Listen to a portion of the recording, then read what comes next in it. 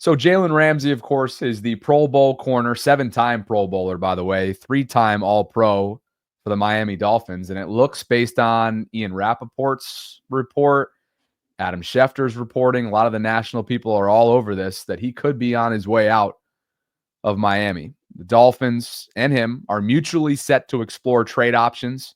And according to Rap Sheet, it wouldn't be a surprise if he played elsewhere in 2025. Tom Pelissero on this as well. Sarah, he is due $25.1 million fully guaranteed this season. The two could be parting ways. And let me just add this in because I think it might be helpful. Adam Schefter of ESPN had this to say about the Ramsey situation in Miami yesterday. Chris Grier referred to the ongoing conversations that have taken place between Jalen Ramsey and the organization. The organization has been in a position where it has felt like it is in the best interest of the Dolphins, and Jalen Ramsey feels like it's in his best interest for both sides to part ways. And so that's coming. The only question is how it's going to be handled and how it's going to come down. The Dolphins obviously would like to get something back, but there's the issue of money, which is always a case in situations like this. Jalen Ramsey's due over $25 million for the coming season. The Dolphins already have paid him a $4 million roster bonus. So any team that takes on a Jalen Ramsey trade obviously would like to restructure that contract. So there's the question of whether that would happen. But today, Chris Grier made it clear that the two sides are going their own ways. Jalen Ramsey is expected to have a new home, and the Miami Dolphins are going to have to lean on a former high pick, Cam Smith, to try to step in, step up, and help become the type of player that they envisioned he would become when they drafted him a couple of years ago. Yeah. Your thoughts, Sarah? Well, it's funny because yesterday after you left, I was running through some of the quick hits. I hadn't even seen this news. So when I got to this slide, I was like, oh, I didn't even know. And so I kind of reacted on the fly, but I had some more time after the show and this morning to kind of look into it. So first of all, I'm noticing a lot of obviously national websites always do like, well, what's the landing destination? There are 3 different national websites that said Baltimore, Baltimore, Baltimore. There was PFF. There was a USA Today and a Sports Illustrated, where they're like, Baltimore would make sense. And if you ask the 33rd team, who has been giving nonstop love to Lamar Jackson recently, we almost have a tweet in here about how they're talking about how good he is at least weekly, maybe a couple times a week. So they're pointing out his passer rating over the last 5 years. The passer rating that he's allowed since 2020.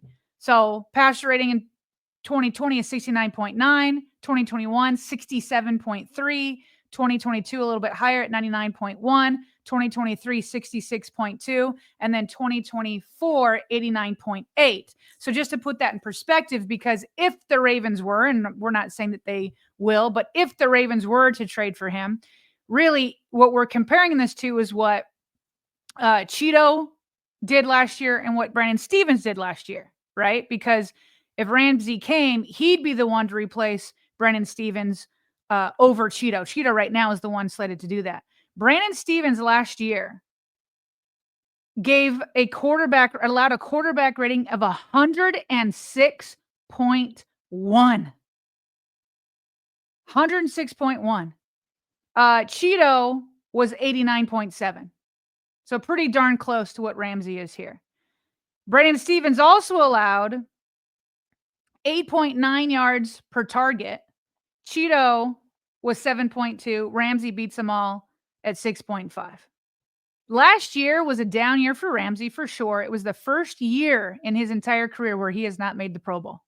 The first time.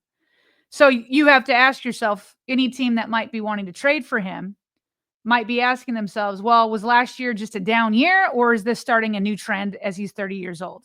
I don't know that I'm going to go with like, this is a new trend. I don't think I'm there yet. Now, that doesn't mean that Ravens should sign for him, especially given the money involved. But I think it would be, I'm not ready to say that he's like washed. I don't think we're there yet.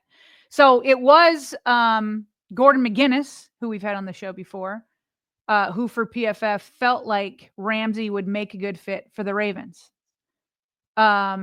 he says that if you were to pair him with Marlon Humphrey and Nate Wiggins, he said, quote, it would give the Ravens the best cornerback trio in the NFL heading into 2025. And he sees a trade for the Ravens' third rounder, number 91. Now, yesterday when I was reacting on the fly, I was like, well, what did the Ravens give for Marcus Peters. Yeah, and that was a fifth rounder. So I was like, are we talking about a fifth rounder? Because then I'm interested. Third rounder is a little much, but if you believe it's a little much if you're nervous he's closer to his 2024 stats. If you feel like that was just a bad year, like the Miami system isn't working for him, then third rounder isn't too much. But when I started looking at other websites, no matter what destination, everybody was predicting a third rounder. Some people would be like a fifth rounder and a player, stuff like that. So, and then one last thing, Bobby, because I was going on the fly yesterday, which I didn't give correct information on how much he would cost, and you just put it up there. But just to bring this up again, as I had brought it up yesterday, zoom in here. So obviously, as we know, I'm always looking at the base salary because the cap hit would not be the receiving team's cap hit because the cap hit includes the guaranteed money that they've already been paid.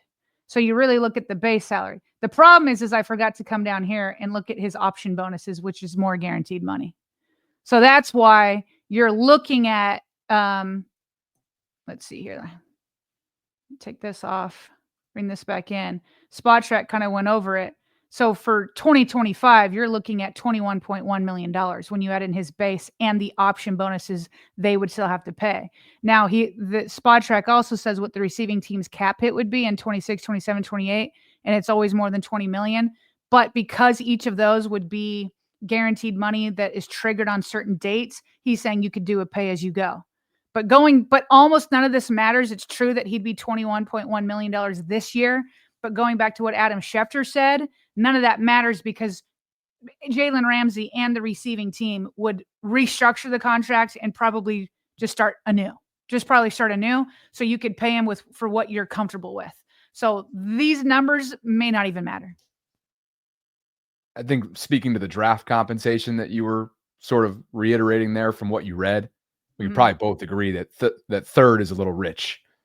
Yeah. A third is a rich. And I'm not saying that he wouldn't come in next year and live up to what Gordon's expectations were, right? In terms of adding to that the best trio cornerback group in the entire NFL and have a similar impact to what Marcus Peters gave them, which was more than a shot in the arm after that in-season trade, his first year in Baltimore. What I am saying, though, more so, though, is I think that there's a commitment to continue to bring in as much the youthful movement that we're talking about, which is bolstered, though, with a room that has a proven veteran in Marlon Humphrey who's coming off a resurgent season, a proven vet in Cheeto, who, to your point on paper, is the Brandon Stevens replacement. And it was an economical replacement as well, given where they are with the salary cap. And then you have one of the up-and-coming players in Nate Wiggins, who just continued to stack with what his coaching staff felt like he could handle on his workload on his plate last year. And you can guarantee almost, even though it was a liar's luncheon, they're going to be bringing in at least one rookie as well. You got high hopes about a second-year player in TJ Tampa. I know Mel Kiper has shared some thoughts on those high hopes. What are you going to get out of Jalen Armour-Davis? I have no idea. And I just want to make sure I'm not forgetting about anybody in that room. Sanusi and Bo are safeties. Pepe is no longer with the team. And Ardarius, well, he's done a little bit of both. He's going to be a potential candidate for starting safety. So I would rather go in that direction. But with everything in mind, it obviously, if he were to join Baltimore, even though he will be 31 in October, he would give them a boost. I just think that the youthful movement's probably the more prudent move. Yeah, I think you're right. I think like the appropriate way to say it is Jalen Ramsey would be a boost. I think he would be a boost. How much more of a boost over Cheeto, and is it worth, say, a third rounder and a new contract, whatever that contract is? I mean, if he just signed, who knows what Jalen Ramsey's like expectations are. So the question isn't whether he would be a boost. I think he would, but is it that much more than what Cheeto could give? And so we were talking about the 3rd round pick. And that's what most people seem to think he's worth. Although I do generally think that reporters, even the national ones, sometimes overvalue in terms of draft picks. I feel like reporters are usually like, oh, well, this name deserves this much. And GMs are like on a different page, on a different page. So that's just where the reporter's at. Who knows where GMs are at? But some people aren't going to like this, but we're following the news. Aline out there isn't going to like this, but we are following the news. Speaking of trades, okay, if we want this smoke to go away, EDC could have done it, and this is adding more air on fuel to the fire, baby. Fuel on the fire was the word I was looking for. Thank you. So, Ian Rappaport's on the NFL Network was talking about Mark Andrews. They noted that EDC was not committed in his statement yesterday, which we agreed with. I almost felt like they were trolling a little bit by the end and kind of playing with technicalities. But this is now the 2nd time in the offseason that Eric DeCosta didn't say Mark Andrews is my guy and left the door open for somebody to come and make him an offer. That doesn't mean he's absolutely shopping Mark Andrews, but I definitely think he said he's open for business. But is there really anything there? Well, according to Ian Rappaport, there is. I may give it that it is very, very much up in the air. And, GMs talk about balls being in the air, right? And the reason they say that is because a lot of things that could happen. You have Isaiah Likely, really good young player, emerging young player who, when Andrews was not on the field, looked like a number 1 tight end. Going to make just $3 million next year. Teams generally like to lock up these kind of players to long-term lucrative extensions, make sure they are taken care of, and move on from there. Andrews has been there. This was Mark Andrews several years ago before he signed a huge deal right before the season. Now, Andrews do $11 million. No doubt he's going to have some trade value in a draft when there's not maybe a ton of really good high-level tight ends. I wouldn't be surprised, based on what I'm hearing here, Mike, if some team does come in and make an offer the Ravens can't refuse, even though it is very clear Mark Andrews means a lot to them and they really value the person and the player. I wouldn't be surprised, based on what I'm hearing here, if some team does come in and make an offer the Ravens can't refuse. And I think that's always been where it's at, right? Like, he's an all-pro. I think that he would be very productive in the regular season. Do or die moments, I would like to go elsewhere. I'm not going to Mark Andrews, but he would still be productive. And so you don't just give him away for nothing. So, we're talking about Jalen Ramsey. Is there, like, do the Dolphins need a tight end? Something like that. But he's saying, I wouldn't be surprised, based on what I'm hearing here, if some team does come in and make an offer the Ravens can't refuse. And so that's just where we're at. It's like, EDC is open for business. Make me an offer I can't refuse. We're not giving him away for nothing because he would be productive. But we also have Isaiah, so we're listening. But don't throw me peanuts, okay? Give me something with some substance.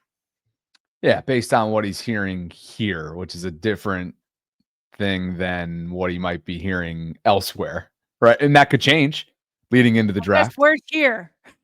Right. Well, yeah. Is he referring to what Eric DeCosta said, or is he saying what he's hearing as like a reporter and when he talks to sources? Well, my interpretation of it is they played the comments on NFL Network of Eric's that we went through yesterday on the Mark Andrews quote that you paraphrased a minute ago.